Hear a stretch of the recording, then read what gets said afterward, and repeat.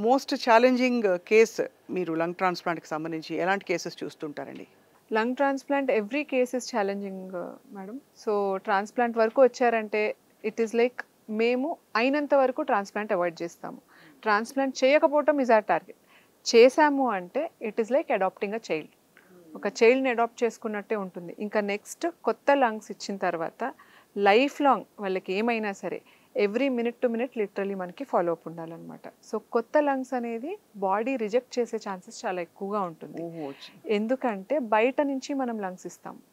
Patient live donor ఇవ్వరు. ఇదేంటంటే cadaveric donation. ఎవరైతే బ్రెయిన్ డెత్ అయిపోతుందో వాళ్ళ నుంచి తీసుకుని. సో, బ్లడ్ గ్రూప్ ఒకటే మ్యాచింగ్ చేయగలుగుతాము ఇండియాలో ప్రస్తుతంగా.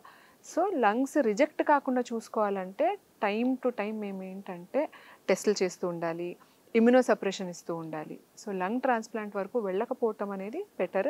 కానీ వెళ్ళినట్టయితే మన దగ్గర ఎక్స్‌పర్ట్ కేర్ ఉంటుంది.